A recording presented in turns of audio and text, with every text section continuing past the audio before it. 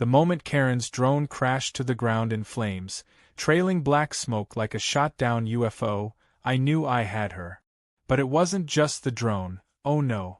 3 weeks earlier, she'd cut open a chained shipping container on my land, not knowing it was holding government-sealed evidence from a federal case.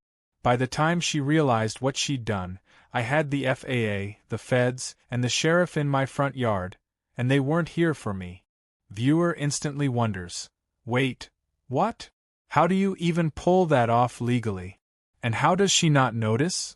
Well, settle in. Because Karen wasn't just your average nosy neighbor. She was the HOA president of what she proudly called our elevated community, a place she treated like her own personal kingdom, complete with lawn tape measures and binoculars. And me? I was the devil on her manicured lawn, the final boss she never saw coming. I live on a plot just outside the official HOA boundary. Technically, my land was grandfathered in, no dues, no rules, no Karen. But that didn't stop her from trying to beautify the neighborhood by policing everything she could see, smell, or Google Earth from her porch. And unfortunately for her blood pressure, what she saw most often was my storage container. Now, this wasn't your typical rusty yard bin or a forgotten shipping crate dumped in a field. This was a climate-controlled, electronically sealed evidence locker provided to me under contract by a federal agency. My part-time job involves storing and securing sensitive material between transport phases. I'm ex-military, have the clearance, and follow protocol like it's a religion. The container sat discreetly behind my barn, chained and locked, no markings visible to the average eye. But that wasn't good enough for Karen. No, ma'am. To her, it was an unauthorized industrial structure and community blight.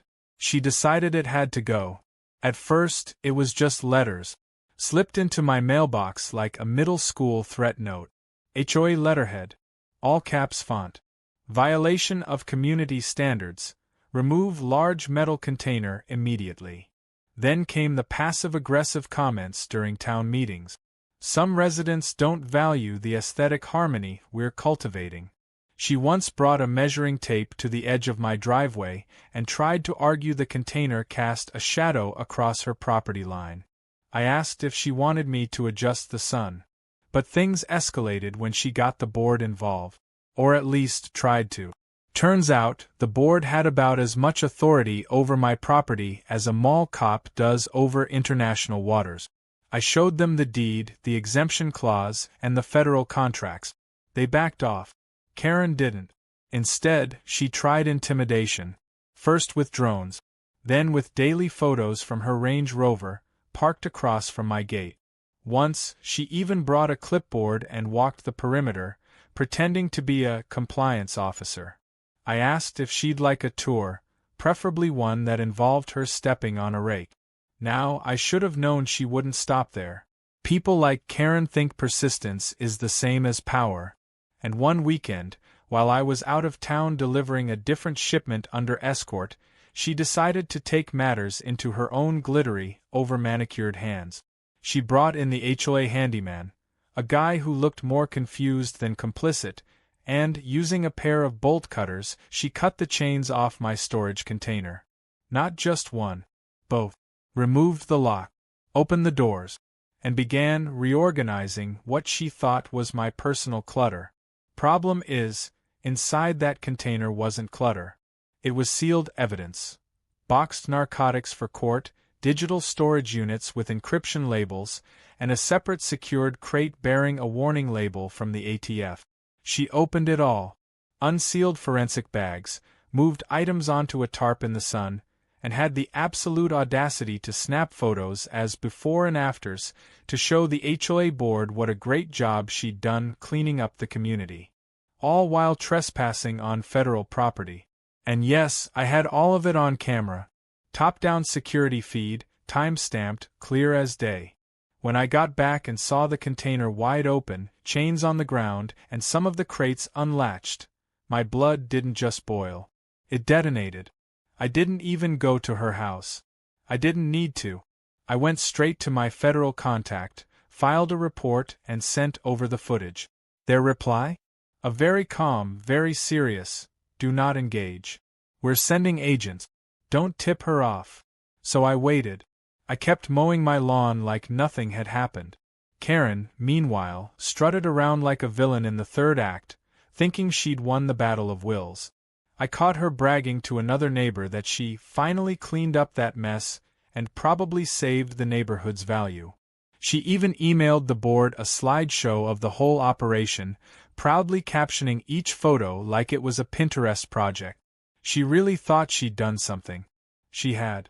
Just not what she expected. And that brings us to the drone. See, Karen wasn't content with breaking and entering. Once the agent started asking questions. Low-key, no sirens, just two guys in suits who visited her politely, she got paranoid. She assumed I was hiding more. So she bought herself a high-end drone and started flying it over my land. Not a quick pass, either. Full-on hover surveillance, zoom lens, circling above the barn like a budget FBI. She'd send it up twice a day, once in the morning, once around sunset. I warned her. Once. I told her, not kindly, that flying over private rural property at that altitude without permission was a violation of FAA code, and that next time it came within range, it wasn't coming back in one piece. She laughed. Said I was bluffing. Said her drone had enhanced flight stability, and that I was just being paranoid. She really should have read the fine print. Because that evening, right as the sun dipped low and the wind was still, I saw it coming. Gliding over the tree line like it owned the place. I waited. Let it hover. Let it get close. Then I raised the 12-gauge I legally carry for livestock defense and shot the damn thing out of the sky.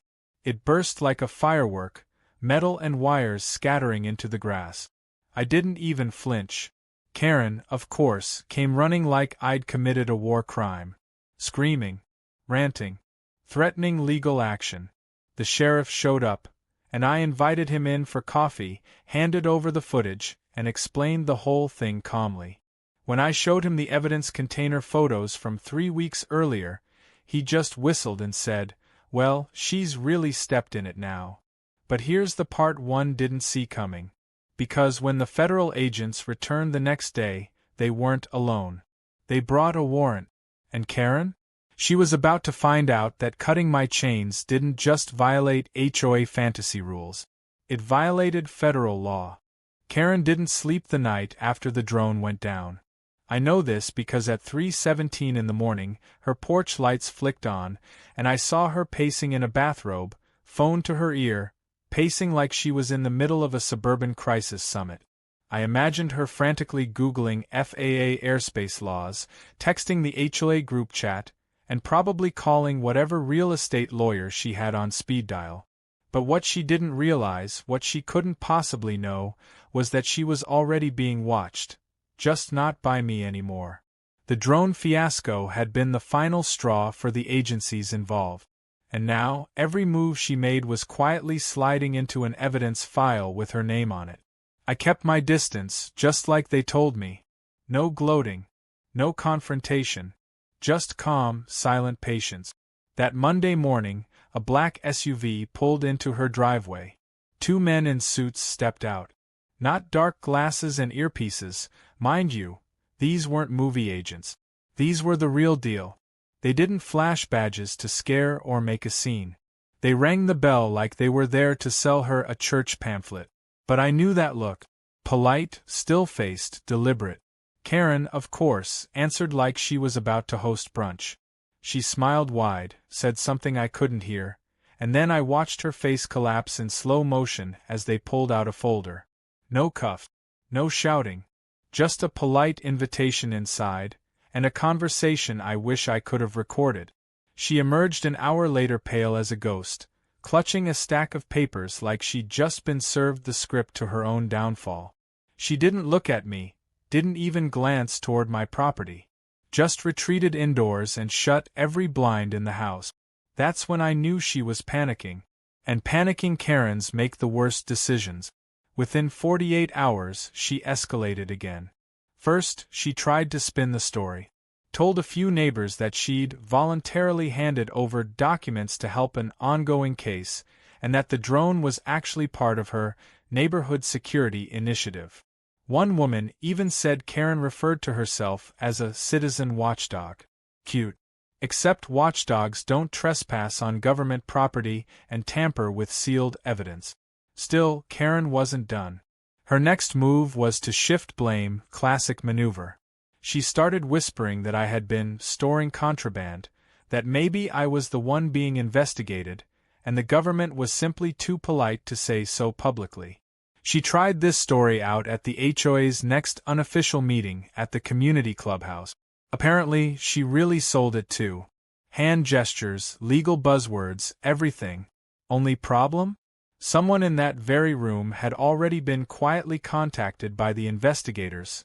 One of the board members, actually. They were told, in no uncertain terms, not to interfere and not to obstruct. Which made what Karen did next even dumber. She decided she was going to call an emergency HOA vote to formally censure me. For what, you ask? For storing hazardous materials, for menacing behavior, and for destructive violence toward community property, meaning her poor, fallen drone. She even drafted a letter, printed it on fancy stationery, and handed it door to door. I got mine last, hand-delivered, with a little smile and the confidence of someone who thinks a printed paper will erase a federal record. I took it, nodded, and said, "You might want to check your email too." That's when her smile cracked. Because about 10 minutes earlier, my attorney had forwarded her a legal cease and desist along with a federal advisory notice from the DOJ clarifying the criminal implications of interfering with a federal chain of custody. It listed the statutes she'd violated. It was, as the kids say, not a vibe. Now here's the part one truly enjoyed. She tried to backpedal. Hard. First, she claimed the container was already open, that she was just helping secure it. Unfortunately for her, the video footage showed her walking up with bolt cutters and struggling for 3 full minutes to snap through the industrial chains. Then she said she didn't know what was inside. Again, not a great defense. There are literal warning stickers that read, "Evidence, federal property, do not tamper." Her final Hail Mary was blaming the HOA handyman, saying he acted on his own, even though in one frame of the footage, she's visibly directing him with her sunglasses on like she's leading a construction crew. And then came the FAA's response. They'd reviewed her drone activity logs. The thing about expensive drones? They come with GPS tracking, onboard cameras, and flight path record. Hers showed repeat flights directly over private property, at altitudes below the legal 400-foot limit, without consent. The icing on the cake? Her drone had audio recording enabled. That meant it wasn't just trespass. It was surveillance. Illegal surveillance. A letter from the FAA hit her mailbox 2 days later, and her scream echoed through the neighborhood. It was a formal violation notice, complete with fines, possible criminal charges, and a mandatory investigation into her use of UAVs in a residential area. They called it gross misuse of drone technology under civil airspace laws. I just called it karma with wings. But the real thunder rolled in later that week. When the agents came back for round 2, they weren't interested in asking questions. They had a warrant. For her home office. For her HOA emails. For anything connected to the illegal entry and drone use. And this time, it wasn't just polite conversation. They walked out with 3 laptops, a hard drive, and boxes of files she'd tried to hide in her garage under a tarp labeled Christmas lights. That night, she stood on her porch again, except this time she wasn't pacing. She was staring. At my property. At the container. At the barn. Hands on hips, eyes darting, probably trying to figure out what else I might have on her. I gave her a little wave. Just a flick of the wrist, nothing dramatic. She turned and stormed inside. By then, the rest of the HOA board had caught wind of everything. One of them, John, a guy I never liked until that week, called me and said, "I think Karen's going to try and sue the HOA if she goes down." I told him, let her. The moment she used HOA funds to pay the handyman and claimed the container cleanup was an official act, she dragged the entire board into it. And when the insurance company hears about that misuse of funds, the HOA's going to feel it right where it hurts, their wallet. But here's the twist no one saw coming. Not even me. Karen didn't just use the HOA's money. She used their name. On the drone registration form. On the cleanup invoice. On the letter she sent to the board outlining her intervention plan, she signed it on behalf of the HOA. Which meant, legally speaking, she made the board a co-conspirator in every single one of her crimes. And that's when things really got interesting. Karen, in her infinite wisdom, decided the best way to handle a federal investigation and an FAA violation was to double down with the world's worst PR campaign. Within days of the second federal visit, she called for an emergency HOA board meeting, but this time not at the clubhouse. No, she hosted it in her own living room like some sort of HOA war room, complete with muffins, lemon water, and a PowerPoint presentation titled Restoring Neighborhood Integrity. I know this because someone on the board, bless his soul, recorded the whole thing and sent me the footage anonymously. Apparently, Karen planned to mount a full offensive against me, armed with a list of complaints. Drone footage she claimed was inconclusive, and the bold claim that everything she'd done was under her authority as HOA president. The footage was as painful as it was hilarious. She paced back and forth in front of her TV, clicking through slides that included blurry photos of my property, screenshots from Google Maps, and a hand-drawn diagram of the storage container labeled illegal box. She was absolutely convinced that if she could get the rest of the board on her side, she could isolate me, paint me as a rogue element, and force me into compliance with revised HOA safety protocols. One board member raised a hand and asked, very politely, if they could even legally enforce any rules on a property that wasn't within the HOA jurisdiction. Karen's response? It's about community optics. Legal boundaries are fluid.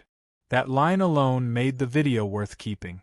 She ended the meeting with what she clearly thought was a mic drop moment.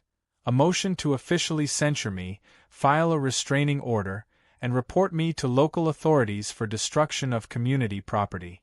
Meaning the drone. Yes, the same drone she flew illegally over my land, and which had already been declared part of an FAA violation. Her logic was so bent, it could have been a pretzel. But that didn't stop her from submitting the paperwork the next day. Or from mailing a glossy version of her PowerPoint to every single house in the neighborhood, complete with a pre-addressed postcard that read, "I support Karen." I got one too. I framed it. For irony. Now, by this point, the rest of the board was starting to get nervous. Because while Karen was out here playing legal whack-a-mole with drone footage and chain cutters, the actual authorities were moving with quiet efficiency. The local sheriff, who'd been looped in from the beginning thanks to the container breach, now had copies of her presentation, her flyers, and her emails. And the best part? Those laptops the agents took? They had everything. She'd forwarded photos of the container contents to the board using her HOA email. She'd even bragged in one message about how she cut the chains herself, because the board needed a strong example. That example, unfortunately for her, became Exhibit A. Meanwhile, I kept things boring. I mowed my lawn, waved at neighbors, and built a chicken coop with one of those goofy rooster statues just to mess with her aesthetic. I even started planting wildflowers along the edge of my property line. Native ones, legal ones, but the kind that looked just wild enough to make Karen twit. She didn't say a word. Not anymore. Not since she got the call informing her that the charges were real, and that her case was being handed over to the U.S. Attorney's Office. See, the feds don't come in hot. They don't kick down doors unless they absolutely have to. What they do is build pressure. Quiet, consistent, and relentless. And Karen was crumbling under it. She stopped attending neighborhood events. The lemon water dried up. Her social media vanished. Her Range Rover didn't leave the driveway for days. People started whispering. Even her inner circle, The few loyalists who used to march around with clipboards and frown at kids chalking the sidewalk started pulling away. HOA members began asking questions. Who authorized the drone purchase? Was it on the budget? Did Karen really sign off on all that evidence tampering herself? One of them asked to see the HOA's liability insurance policy. That's when it really started to unravel. Because Karen had, in fact, submitted a reimbursement request for the bolt cutters, claiming they were grounds maintenance tools. She paid the handyman from the HOA petty cash fund. She had even tried to write off the drone as a security expenditure without board approval. And the moment the insurance company caught wind of that, they froze the HOA's claim support and launched their own internal audit. Suddenly, the board realized something horrifying. They weren't just being dragged into her mess, they were financially exposed to it. If Karen went down and the HOA was found to have funded her actions, they could be liable for restitution, legal fees, and possibly civil damages. So they did what all terrified HOA boards do. They panicked. A board member called an emergency vote without Karen's consent. She showed up late, ranting about unauthorized procedures and disrespect, but it didn't matter. They voted to remove her as president. Effective immediately. She was out. Her access to the HOA account, email, and official documents was revoked. She stood in the middle of that meeting red-faced and trembling, screaming about slander and lawsuits while the rest of the board quietly ignored her. Someone actually asked if she needed water. The next day, I got a formal letter from the HOA. Not a threat. An apology. It said, in much stiffer language than necessary, that Karen had acted without proper authority, and that the board disavowed her actions. They also offered to cover the cost of any damage done to my property. I told them I'd think about it. I won't lie, it felt good. Really good. But I wasn't done yet. Because there was still one loose end. One final, exquisite piece of irony. Karen filed a personal lawsuit against me. Yes, despite everything, the drone violations, the federal charges, the evidence tampering, she decided to sue me for emotional distress, harassment, and property damage. I laughed when I got the paperwork. My lawyer laughed harder. He said it was the legal equivalent of throwing a cupcake at a tank. Still, we followed procedure. Filed a countersuit, attached the mountain of evidence, and requested dismissal with prejudice. Then we waited. The day of the preliminary hearing, Karen showed up looking like she hadn't slept in a week. Her lawyer, a fresh-faced guy who clearly didn't know what he'd walked into, stood next to her like he was hoping to be swallowed by the floor. The judge, after reading just the initial affidavits and exhibits, turned to her and said, "Ma'am, if even half of this is true, you're very lucky you're not facing jail time yet." She dropped the suit 5 minutes later. But that wasn't the end. Because just when she thought the fire had gone out, something else landed in her mailbox. A formal notice from the state's Department of Professional Regulation. Turns out, Karen held a real estate license, and the moment word of her conduct reached the state board, along with the FAA citation and tampering charges, they launched their own ethics review. I don't know exactly what happened in that meeting, but her name disappeared from the license database 2 weeks later. One of the neighbors told me she'd put her house up for sale. Quiet listing. No fanfare. No goodbye. But before she could sell, something happened that not even I expected. Something that made this whole saga even better. Before Karen could sell her house and slink off into whatever new gated hellscape she had in mind, a bright yellow placard appeared on her front door. County seal. Legal print. Posted by the sheriff's office. I spotted it on my morning walk, coffee in hand, dog trotting beside me. I didn't even have to cross the street to know what it was. I'd seen enough in my time to recognize the layout. Notice of pending legal action, property under investigation. She hadn't just lost her HOA crown, her lawsuit, her license, she was now tangled up in a county-level zoning dispute.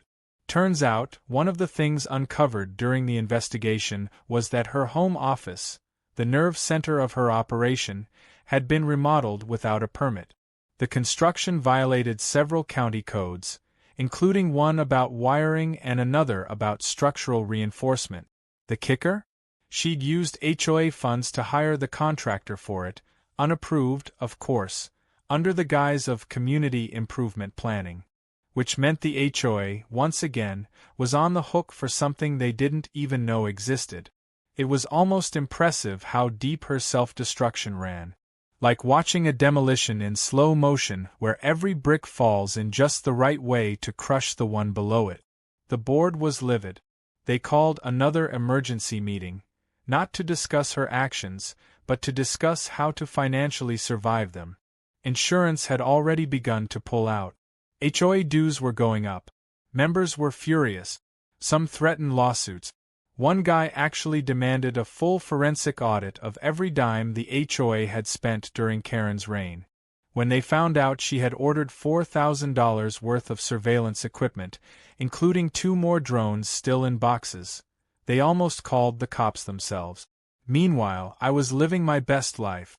The federal agents had formally closed the investigation on my end and thanked me for my professionalism. Their words, not mine.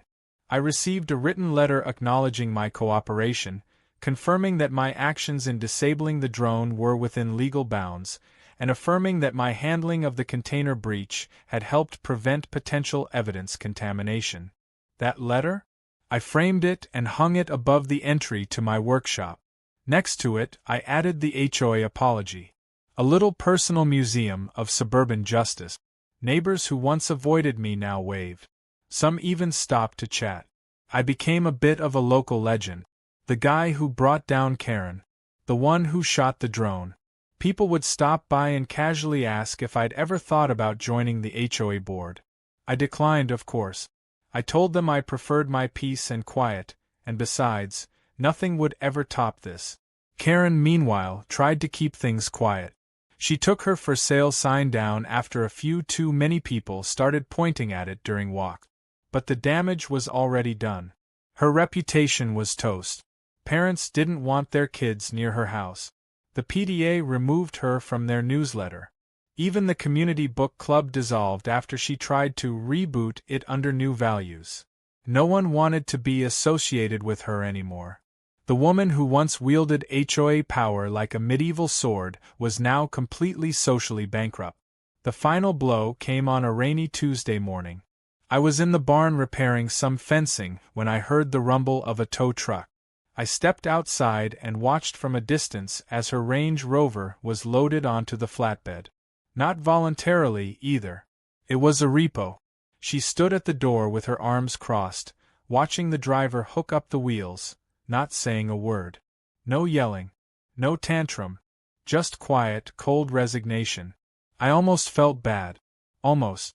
But then I remembered the chains she cut, the drone she flew, the lies she told, and the lawsuit she tried to bury me under. And the feeling passed. The HOA board did eventually hold that audit. It confirmed everything: misappropriation of funds, abuse of power, falsified budget entries, unauthorized purchases, and violations of procedural code. They issued a statement to the neighborhood, something dry and legal sounding, but the point was clear. Karen had cost the community thousands, damaged its reputation, and placed it under the scrutiny of multiple government agencies. They promised to revise their internal oversight processes. Translation: no more Karens in power. Weeks passed. The yellow placard came down. Karen stopped showing her face outside. One morning, I noticed her curtains had all been pulled down. Her porch lights stayed off at night. No movement. Then, one Saturday, a moving truck appeared. No neighbors' help. No friendly waves or shared cookies. Just 2 tired guys loading boxes while Karen barked orders through the screen door. She never stepped outside. Not once. And when the truck pulled away, she was in the passenger seat of a silver rental car, sunglasses on, staring straight ahead like someone who knew she'd burned every bridge worth crossing. After she left, peace returned like a breeze after a storm. No more flyers in mailboxes. No more HOA drama. The board refocused on what it should have been all along: garden contests, cleanup days, and the occasional bake sale. People started smiling again. Some even joked that I should start a neighborhood security YouTube channel. I told them I'd think about it. I did post the drone takedown footage online. Didn't expect much. But apparently, a flaming drone crashing into a wildflower bed gets traction. Video went viral. Comments poured in. This is the most American thing I've ever seen. HOA Karen got obliterated. This man deserves a medal. It was funny, humbling, even. But the best part wasn't the views or the comments or the unexpected box of jerky someone mailed me from Idaho. It was the letter I got from an anonymous neighbor a week after Karen moved. Type. No signature. Just a thank you. Said they'd lived in fear of her retaliation for years. That Karen had fined them over lawn height, threatened legal action over wind chimes, even reported them for having guests park too long. The letter ended with a single line that stuck with me. You didn't just defend your land, you defended all of us. I still keep that letter in my drawer. And sometimes, when the evening light hits just right and the breeze carries the scent of fresh grass and wildflowers, I sit on the porch and think about how close this little community came to being ruled by fear. All because one person thought she was above the rules. But the thing about people who think they're above the rules is that they never see it coming when the rules rise up to meet them. And maybe that's why I never raised my voice, never stooped to her level, never went tit for tat. I didn't need to. All I had to do was stand my ground, hold the line, and let the truth do its work. Because when you've got the law on your side, a drone in your sights, and a container full of federal secrets in your barn, you don't have to play dirty. You just have to be patient, and ready, and maybe, just maybe, a little petty when the timing's right. The story of Karen is over now. The board has moved on. The community has healed. But every so often, someone will bring her up again, usually as a warning, or a joke, or both. And I just smile, sip my coffee, and say what I always say. She shouldn't have touched the chains.